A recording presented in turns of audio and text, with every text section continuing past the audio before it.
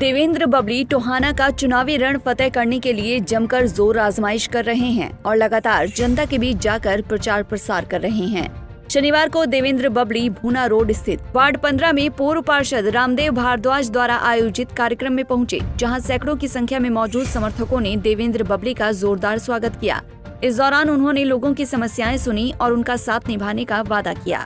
उन्होंने जनता को संबोधित करते हुए कहा कि वो विधायक बनने के बाद सबसे पहले मेडिकल कॉलेज का शिलान्यास करने का काम करेंगे और CDLU यूनिवर्सिटी का सेंटर टोहाना में लाने का काम करेंगे। रामदेव भारद्वाज जी का, पूरे समाज का और सभी वार्ड वासियों का मैं धन्यवाद करना चाहता हूं कि एक नुक्कड़ सभा को जनसभा का रूप लिया और मुझे आशीर्वाद देने हमारे पूरे शहर से हमारे प्रबुद्ध लोग, हमारे भारतीय जनता पार्टी के सभी सीनियर नेतागण आज पहुंचे हैं। आज तीसरी बार सरकार बनाने के लिए टोहाना में जो हमारे भारतीय जनता पार्टी कार्यकर्ताओं ने मजबूत हंकार भरी है और आज मैं इस बात से बिल्कुल सुनिश्चित हो चुका हूं कि टोहाना में तीसरी बार कमल का फूल खिलेगा और तीसरी बार हरियाणा प्रदेश में हम भारतीय जनता पार्टी की सरकार बनाएंगे और जो कार्य हमने डेवलपमेंट के शुरू किए हैं आप लोगों के जनता के आशीर्वाद से हम उनको पूरा करेंगे। उसके बाद चुनाव में काफी सुधार हुआ, क्या कहेंगे इसके बारे में? देखिए, बहुत बड़ा परिवार है भारतीय जनता पार्टी और भारतीय जनता पार्टी का जो शीर्ष नेतृत्व है, केंद्रीय नेतृत्व है,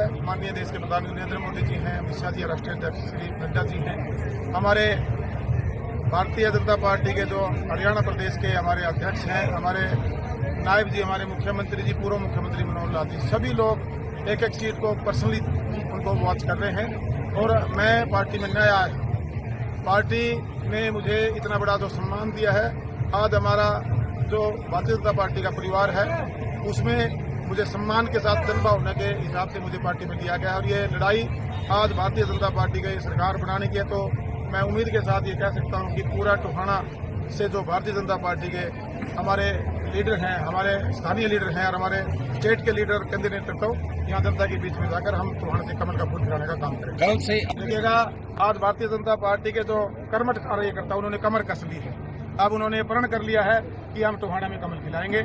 इसीलिए आपको आने वाले 2-4 दिन में एक तरफा माहौल नजर आएगा। वैसे तो पहले भी लोगों की पसंद में था क्योंकि हमने सेवा नीति और कार्य नीति से लोगों के दिलों में जगह बनाई है, लोगों में हमने एक विश्वास पैदा किया है और जो यहाँ एक स्वार्थ की राजनीति थी उस पर हमने सेवा की राजनीति की चोट करने का काम किया है। अब टोहाना में स्वार्थ की राजनीति नहीं, कार्य नीति, जो विकास की राजनीति और सेवा नीति की जो राजनीति वो चलेगी। तो इस चुनाव में आप किससे अपना मुकाबला मानते हैं? देखिएगा, मुझे तो लगता है कि जो पिछला मेरा चुनाव था उनको करीबन मेरे जो प्रतिद्वंदी थे सिर्फ 16,000 वोट मिली थी। मुझे नहीं लगता अब की बार भी वो अपनी दुकान से बता पाएंगे। जनता टोहाना की समझदार है, टोहाना का नागरिक जागरूक है, टोहाना का जो युवा वोटर है वो समझ चुका है कि हमारे भविष्य को मजबूती की जो लड़ाई है वो देश में नरेंद्र मोदी जी लड़ रहे हैं और प्रदेश में जो भारतीय जनता पार्टी की सरकार बनेगी, नायब जी हमारे तीसरी बार मुख्यमंत्री बनेंगे, भारतीय जनता पार्टी के जो नेतृत्व वो लड़ सकेंगे। आप कितना कॉन्फिडेंस? ये एक क्षेत्रवाद की राजनीति कांग्रेस पार्टी ने की है। 10 साल आप देखेंगे कांग्रेस पार्टी में यहाँ मजबूत मंत्रालय उन लोगों के पास थे, लेकिन टोहाना में एक ईंट लगाने का उन्होंने काम नहीं किया। सिर्फ एक अपनी कॉलोनी थी, उसको पास करवाने में उन्होंने 10 साल निकाल दिए। टोहाना के अंदर कोई डेवलपमेंट नहीं लेकर आए, डेवलपमेंट सिर्फ एक क्षेत्र में हुई और वो भी हाँ जैसे जिस भावना से उन्होंने बनाई थी वो भी जनता का शराब भी लग जाता है ना।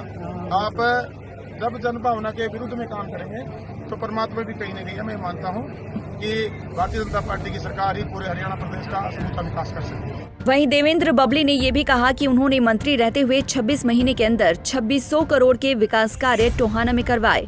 अब अगर जनता के आशीर्वाद से अगले 5 साल का कार्यकाल मिला तो वो इससे कहीं ज्यादा हजारों करोड़ों रुपए लाकर टोहाना में विकास करवाएंगे, क्योंकि वो खुद टोहाना के विकास का सपना लेकर ही राजनीति में आए हैं। बबली ने कहा कि जिस प्रकार कांग्रेस प्रत्याशी की 2019 के चुनाव में जमानत जब्त हुई थी, अब की बार भी टोहाना की जनता उसी प्रकार से जमानत जब्त करवाने का काम करेगी। टोहाना से सुशील सिंगला, पंजाब केसरी टीवी। हमसे जुड़े रहने के लिए हमारे YouTube चैनल को सब्सक्राइब करें और नई वीडियो की नोटिफिकेशन के लिए बेल आइकॉन को दबाएं।